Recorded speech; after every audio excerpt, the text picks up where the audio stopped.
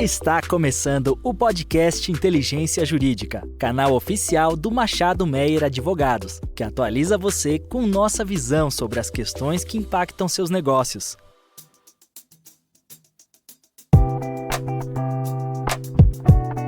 Olá a todos e todas, sejam muito bem-vindos a mais um episódio do podcast do Inteligência Jurídica do Machado Meyer. Meu nome é André Menon, sou sócio do tributário do escritório e hoje tenho o prazer de ter aqui comigo para discutir a temática da reforma tributária e dos reflexos para os fundos de investimento, a minha sócia Bruna Mahara. Olá, Bruna. Oi, André. Oi, ouvintes. Muito obrigada pela oportunidade.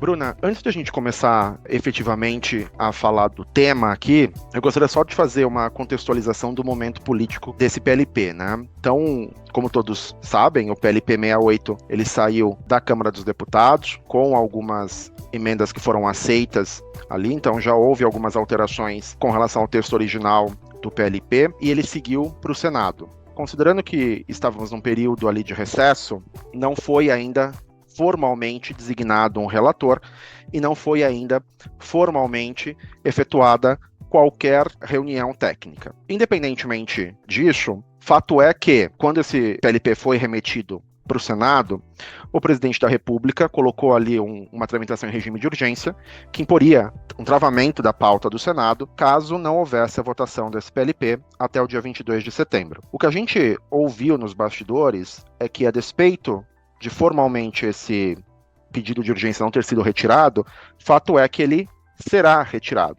E a estimativa é que a gente tenha a votação desse PLP até a última semana do mês de novembro, para que seja oportunizado ele retornar para a Câmara dos Deputados, para daí sim ter 2 ou 3 semanas ainda para ser discutido na Câmara e daí sim votado. Ponto importante é que tanto o Pacheco quanto o Lira têm um acordo de cavalheiros, pelo que nos parece, no sentido de concluir a votação desse PLP, né? Na verdade, tanto do PLP 68 quanto do PLP 108, ainda este ano.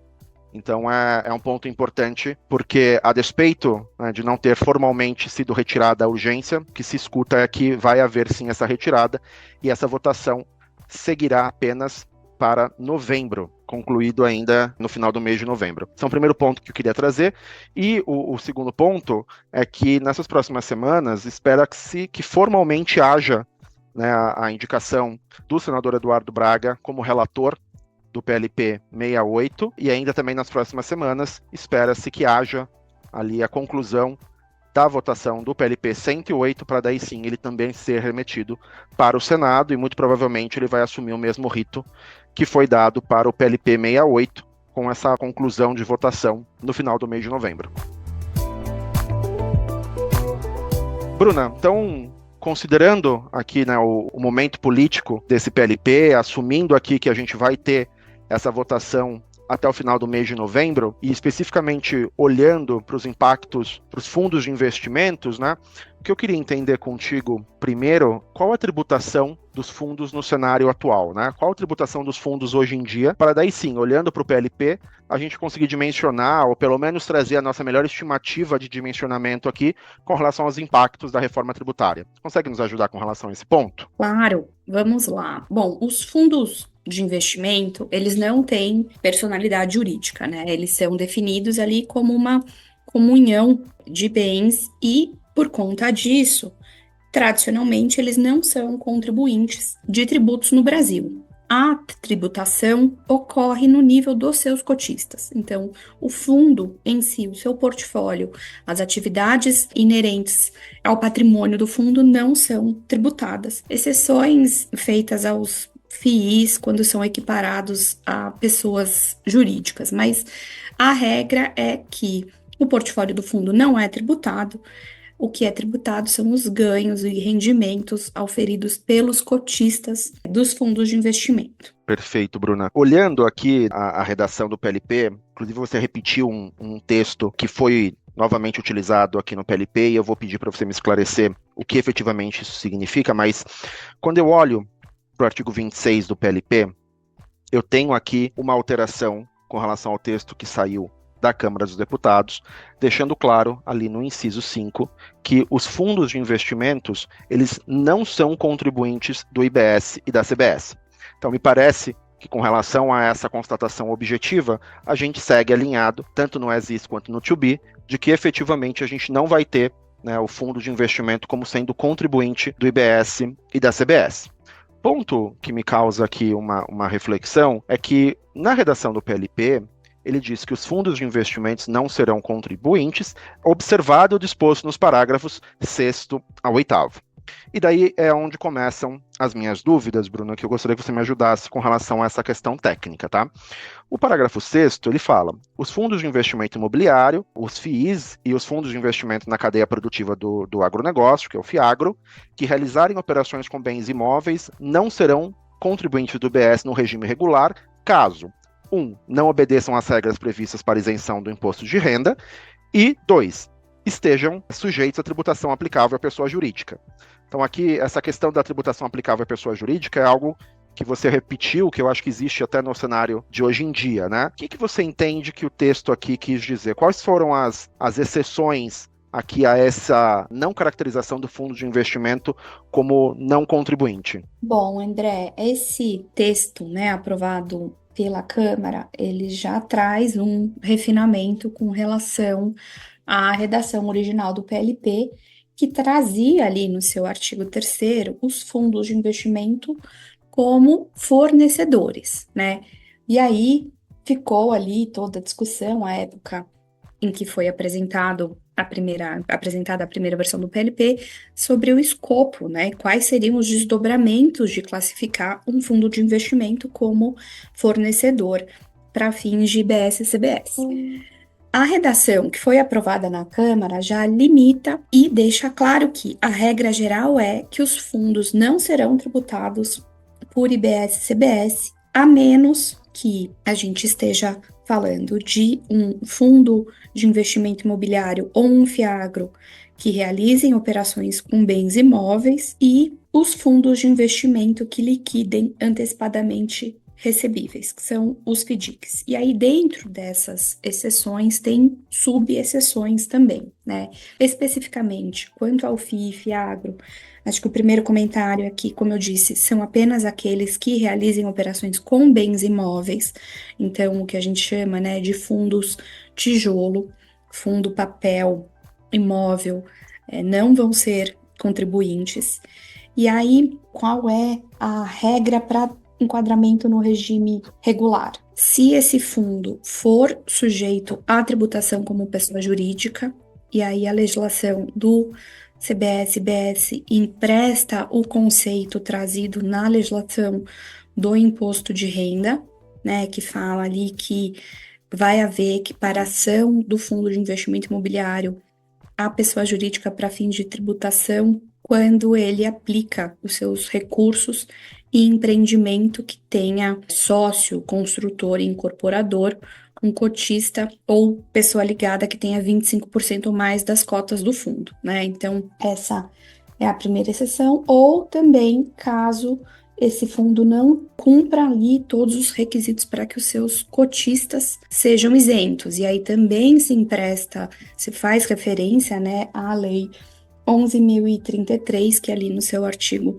3º traz as hipóteses em que o cotista do fundo imobiliário fica isento do imposto de renda. E isso, Bruna, é uma alteração com relação à tributação atual, ou não? Ou aqui a gente repete os gatilhos de quando o fundo ele também seria contribuinte na legislação atual? Assim, isso aqui altera a regra que existe hoje. Hoje é contribuinte. Eu vou ampliar o rol de contribuintes quando o fundo é contribuinte com relação a esse ponto, ou isso aqui já existe hoje? Não, isso não existe hoje. Então, você está ampliando as hipóteses de tributação do portfólio do fundo. Como eu disse antes, a gente tinha para os FIIs uma regra de exceção de tributação do portfólio, que era naqueles casos em que a gente tem o cotista figurando também como incorporador, sócio com 25% ou mais das cotas.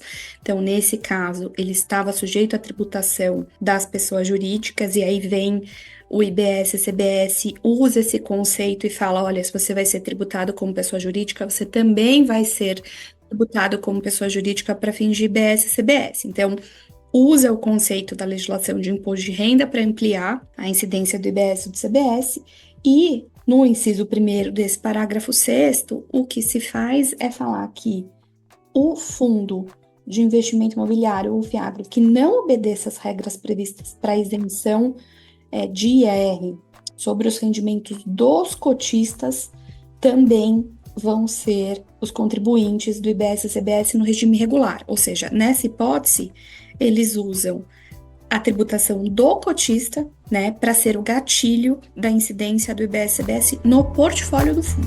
Perfeito, perfeito.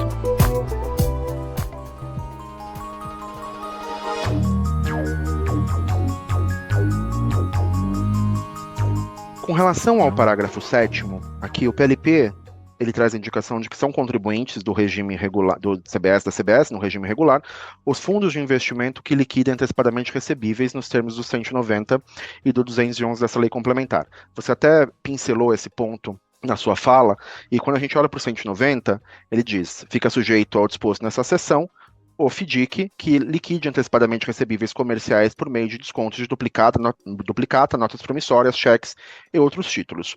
Aqui eu queria ver contigo 2 pontos. O primeiro ponto é se você entende que esta regra aqui, ela é uma regra de gatilho, né? Então, desde que esse FDIC antecipe recebíveis nos termos do 190, que são esses que eu mencionei, toda a atividade dele estaria sujeito ao IBS e à CBS, ou se isso aqui seria uma regra de afetação. Então, ficaria sujeito ao IBS e à CBS apenas a receita decorrente da antecipação de recebível, sendo que as demais receitas desse fundo não estariam sujeitos à tributação. Lendo o PLP, eu falaria que, já que a gente está falando de enquadramento de contribuinte, né, eu teria uma regra mais aberta. Desde que haja a prática dessa atividade, eu consideraria o fundo contribuinte, logo todas as atividades, toda a receita ali que ele pratica. Mas eu queria aproveitar aqui do seu conhecimento técnico para poder trazer essa interpretação aqui comigo. E o segundo ponto que eu queria te questionar, considerando aí a sua experiência junto a FDICs, quando eu olho para o rol de operações indicadas no 190, né, que liquide antecipadamente recebível comercial por meio de desconto em duplicata, notas promissórias, cheques e outros títulos, me parece que eu teria aqui outras atividades que não seriam abarcadas, como, por exemplo, um FDIC que tem precatório, não estaria abarcado aqui dentro do 190. Você concorda ou você acha que em alguma medida todas as atividades praticadas por esse FDIC estariam contempladas no artigo 190? André, essa pergunta é muito boa, porque, de fato, se você olha, né, a referência que existe no parágrafo 8º aos fundos de investimento que liquidem antecipadamente recebíveis, ela faz referência, por sua vez, aos artigos 190 e ao artigo 211, parágrafo 3º, né? Se você vai para o artigo 190, ele está inserido ali no título das operações financeiras, e aí ele faz referência ao fundo, né? Que não seja entidade de investimento. Então, aqui, de novo, a legislação de IBS-CBS emprestando um conceito que surgiu, né, fazendo referência expressa a um dispositivo legal de imposto de renda, que surgiu ali na reforma do ano passado da taxação, ficou chamada de fundos exclusivos, do Come Cotas, estão olhando ali o conceito de entidade de investimento, que depois foi regulamentado pela Resolução 5111 do Conselho Monetário Nacional. Então, isso, né, para serviços financeiros no artigo 190. E também a referência ao artigo 211, parágrafo 3º, que quando você lê, ele fala da atividade e não do fundo, né? Ele fala da liquidação antecipada de recebíveis de arranjos de pagamento. Então, aqui tem uma especificidade para o fundo arranjo de pagamento. A questão que se coloca é, se eu tenho um fundo inserido no âmbito de um arranjo de pagamento, mas ele é uma entidade de investimento, ele está fora, de acordo com o artigo 190, ou ele está obrigatoriamente dentro, porque a sua atividade está listada no 211, parágrafo 3º, né? Então, acho que fica aqui uma dúvida sobre como compatibilizar esses dois dispositivos, especificamente para os FDICs, arranjos de pagamento, que são entidades de investimento. Perfeito, Bruna. Bom, olhando aqui para as disposições do PLP com relação a fundos de investimento, Do ponto de vista aqui de um sócio de tributos indiretos, né, esses eram os pontos de dúvida que eu tinha. Agora eu queria fazer uma pergunta para você. Na perspectiva de uma sócia de direto, né, olhando aqui para o texto do PLP, quais foram as dúvidas que você ficou do texto e que talvez valesse a pena a gente esclarecer também aqui para os nossos ouvintes? André, eu acho que tinha dois temas muito interligados que preocupavam a indústria, né? Já assumindo aí a tributação dos FDICs como operação financeira nos termos do PLP que está aí posto, né? Acho que quando a gente vai olhar o regime das instituições financeiras, das operações financeiras, melhor dizendo, ele coloca ali que a base de cálculo comporta algumas deduções, porque de fato o que se deve ser capturado, apesar de que estamos lidando com um tributo sobre consumo e aqui temos incidência sobre receita, o que se busca capturar é o spread, né? Então, tem ali as deduções previstas, dentre elas as despesas financeiras com captação, perdas no recebimento de créditos, enfim. O que eu não vejo ali, a possibilidade de aproveitamento do valor das despesas que exceder as receitas nos meses subsequentes, né? Também um outro ponto de atenção era com a marcação a mercado, né, que os fundos fazem da sua carteira, e aí tem um dispositivo específico que fala que as receitas e despesas que são reconhecidas em contrapartida à avaliação a valor justo, né, que excederem ao rendimento produzido por aquele papel no portfólio, elas podem ser controladas em subconta. E aí elas só vão integrar a base de cálculo do IBS-CBS no momento de realização do ativo ou do passivo subjacente. Então, de novo, aqui o IBS-CBS emprestando aí as subcontas que vieram, regulando o AVJ na Lei 12.973, na legislação de imposto de renda. Então, assim, eu vejo uma regra de diferimento, você controla e subconta e adiciona ou exclui da base de cálculo do IBS-CBS no momento da liquidação, mas não tem uma regra que permita que o valor excedente da perda seja aproveitado em meses subsequentes, como existe, por exemplo, com o prejuízo fiscal. Não tem nenhuma trava, né? Então, a princípio, numa leitura fria, a dedução das perdas fica limitada ao montante das receitas tributáveis naquele mês. Exatamente, Bruna. São ótimos pontos esses que você traz, e eu penso que aqui a gente deveria dividir nossa resposta em duas. A primeira é sobre o prisma da própria lei complementar. Então, daí sim, uma análise da literalidade do PLP, e daí, eventualmente, no que dispõe ali aquela redação, se existe ou não a possibilidade de eu alongar, né, a utilização dessa dedução para um próximo período, ou se eu tenho que esgotar essa dedução no período ali em que efetivamente eu tenho aquela despesa. E olhando aqui, penso também que a gente deveria ter uma resposta considerando a legislação, se efetivamente essa possibilidade deve estar na lei complementar ou se ela poderia estar em uma lei ordinária ou no regulamento, enfim, em alguma legislação posterior e hierarquicamente inferior a essa lei complementar. Considerando esse primeiro grupo aqui que eu trouxe, me parece que a literalidade do PLP, ele deixa claro ali que a base de cálculo do serviço financeiro vão ser as receitas com as deduções previstas no capítulo, está claro no artigo 180. E eu não tenho uma previsão ali de que eu possa utilizar essa dedução, no caso de eu ter uma receita menor do que essa dedução, para um período posterior. Então me parece que aqui fica claro que o PLP ele não trata dessa possibilidade e, consequentemente, então, eu teria um risco de utilizar essa dedução em um período posterior.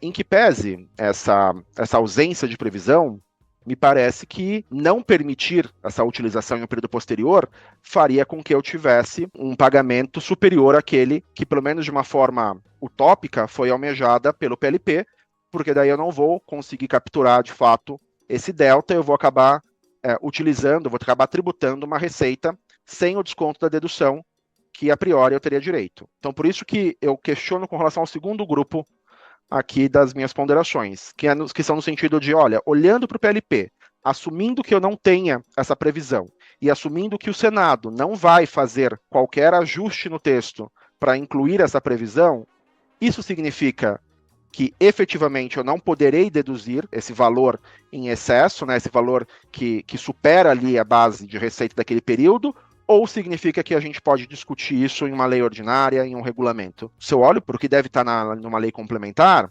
base de cálculo é matéria de competência de lei complementar.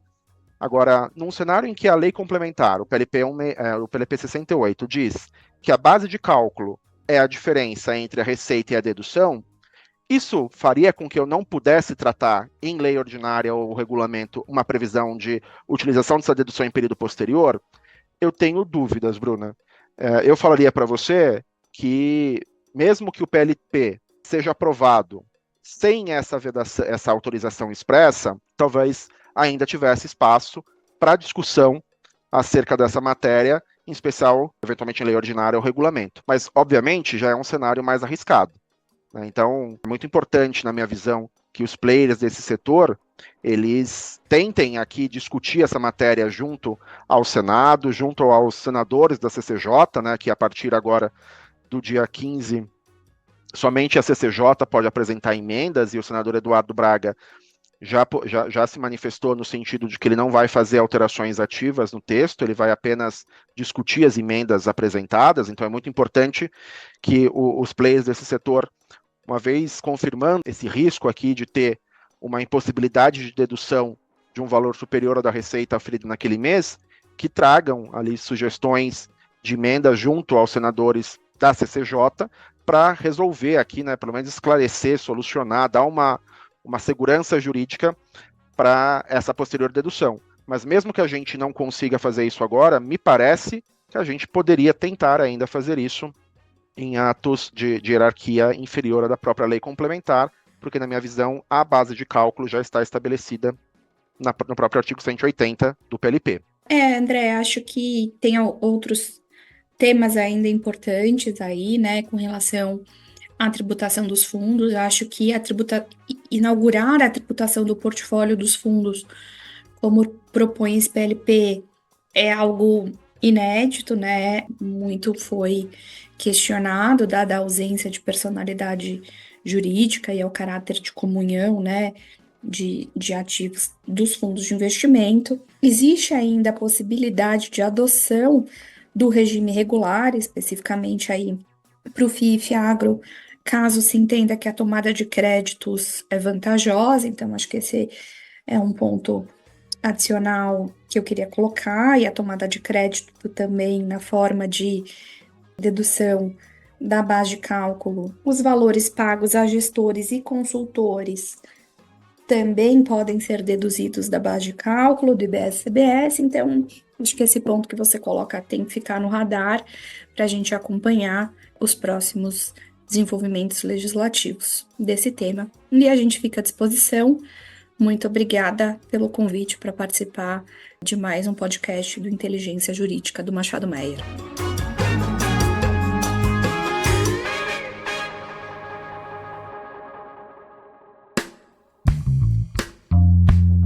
Bruna, foi um prazer imenso ter você aqui, me ajudou bastante a entender essa parte técnica aqui do PLP, e tenho certeza que ajudou também aos nossos ouvintes. Queria agradecer também aos nossos ouvintes e nos vemos no próximo episódio da nossa série. Obrigado.